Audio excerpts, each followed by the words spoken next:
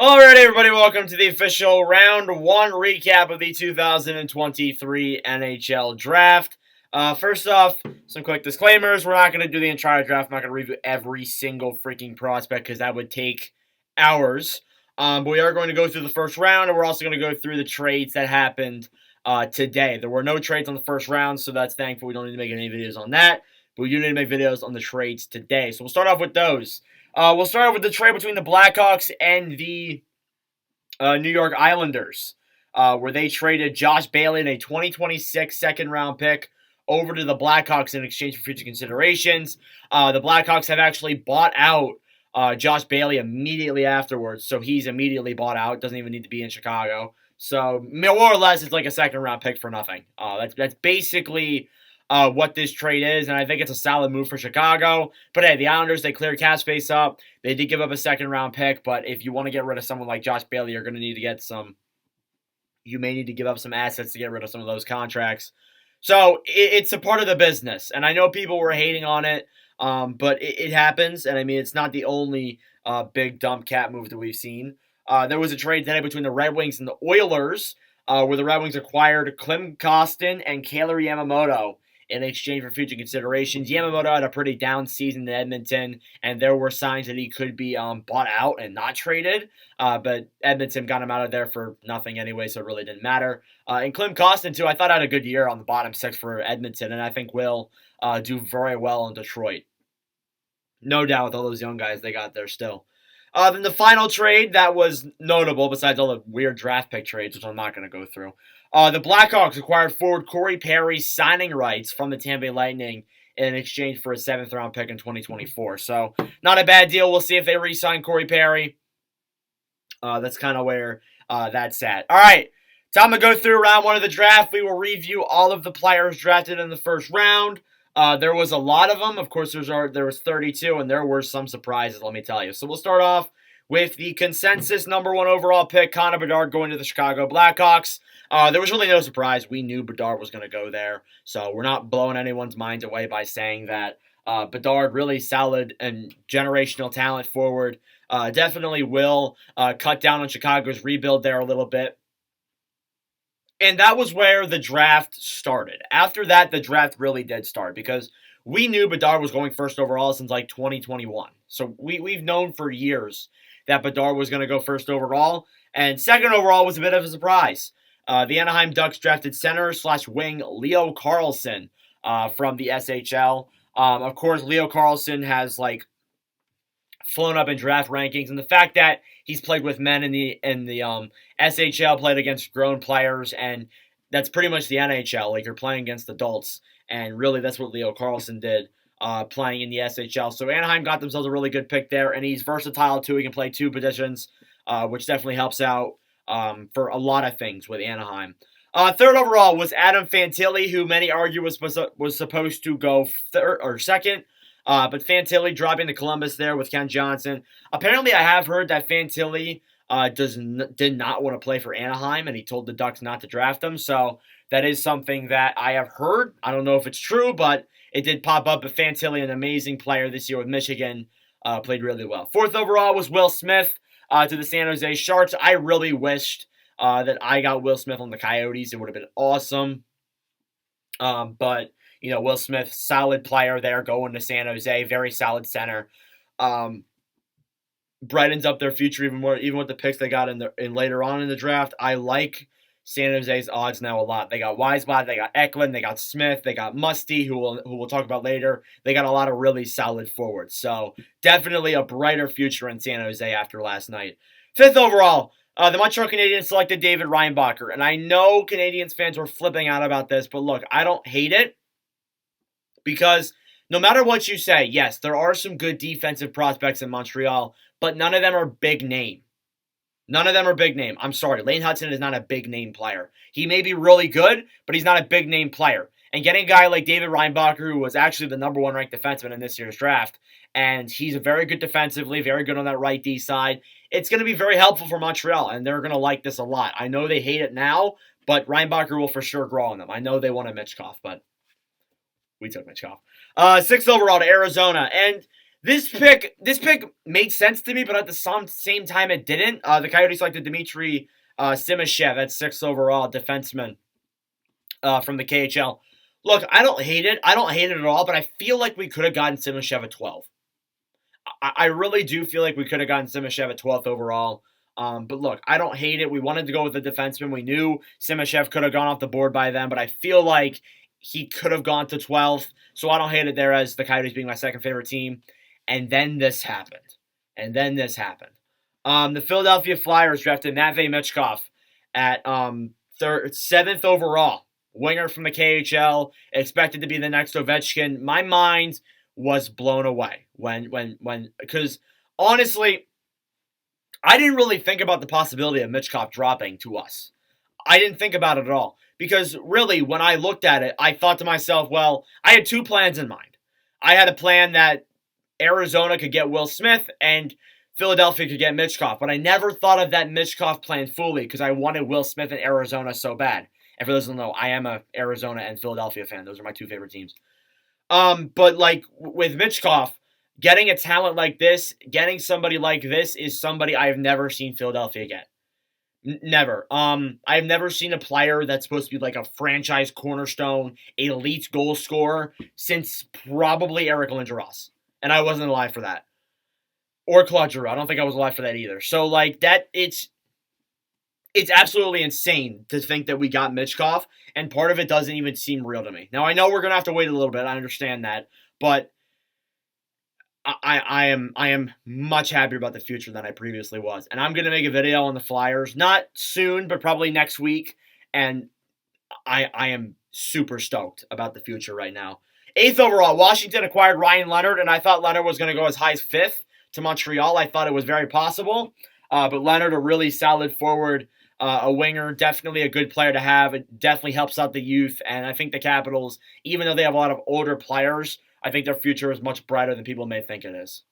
I'm going to be entirely honest. With these, if they finish low in the next couple of years, they will have a better future for sure. But playoffs, I don't know. Yeah, 9th overall, Detroit went off the board here a little bit, picking Nate Danielson. Not a bad player from the Brandon Wheat Kings. I know people wanted Dalibor Dvorsky going there, but Danielson's still a solid center, very competitive, very solid. I overlooked him a lot, but I think he is a solid forward. I don't know about 9th, but still a solid forward. Then he got Dalibor Dvorsky going at 10th overall to the St. Louis Blues. I like that pick a lot as well. Dvorsky, a really solid center. I actually thought Dvorsky could have gone to Philly if Michkov didn't go, but definitely Dvorsky, a really awesome forward. Definitely going to do some good with St. Louis, especially since they just lost Ryan O'Reilly at last year's deadline. So definitely good getting another center back in return. 11th, Vancouver selected defenseman Tom Willander. Wasn't a bad pick, but I feel like they could have gotten him back at their, if they kept the 17th pick. I feel like it was a little bit too early for him, but still a solid defenseman. And then this happened.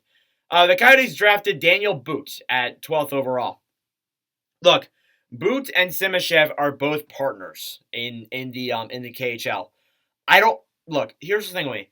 I don't hate it, but it's a very high risk type draft pick. I think both of them are, if I'm being brutally honest. Because I actually thought that Sandin-Pellikka was a better defender. I thought he was the second best defender in this year's draft.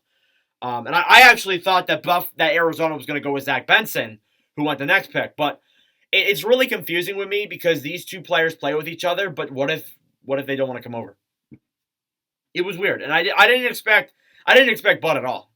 Genuinely. I genuinely didn't expect Bud at all to go that high. I thought we'd get Benson, and we already have Connor Geekie. He played with Benson, so it would be a great fit. But you know what? Arizona never gives me what they want, so whatever. 13th overall, the Buffalo Sabres drafted Zach Benson. I thought Benson was a very good steal at 13th. Could have gone as high as, I've seen 7th, 5th at points. Benson, really solid forward for the Winnipeg Ice. A generational player for Buffalo for sure. 14th overall, the Penguins drafted Brayden Yager. I like that pick a lot. Adding on with the guy they got last year, I like their future more. And I think Kyle Dubas is really starting to cook up a pretty good roster here. And I think, he's got a lot to work on, but I'm liking where Kyle Dubas is going. 15th overall, Matthew Wood went to the Nashville Predators. There was a ban, weirdly, but Wood I thought was pretty solid. Throughout all of that, Wood is a really solid winger. That's a steal of a pick. And again, this draft is incredibly deep, so a lot of teams here made out really well. I really do think that. At 16th, the Calgary Flames drafted Samuel Honzek. They went off the board here a little bit. There were a few players that I thought they'd go with above him, but Honzek, not that bad of a winger, sorry. The names are so close to each other. But yeah, Honzek, not a bad winger. 17th, Detroit drafted Akel Sandin-Pellikka. I thought that was a good pick.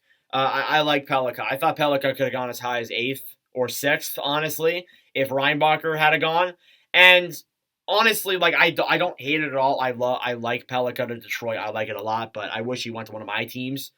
18th overall, the Jets selected Colby Barlow, which was an absolute steal. Barlow, an amazing forward. Definitely a really solid draft pick there. And it's a shocker he went that low. 19th, Oliver Moore. I thought Oliver Moore was a steal at 19 as well. I mean, the Blackhawks made out really good here. They got Bedard and Moore, and that was a really good draft from them. So definitely an amazing first round after that first year of the rebuild. And they know how I feel when we got Logan Cooley last year with Arizona.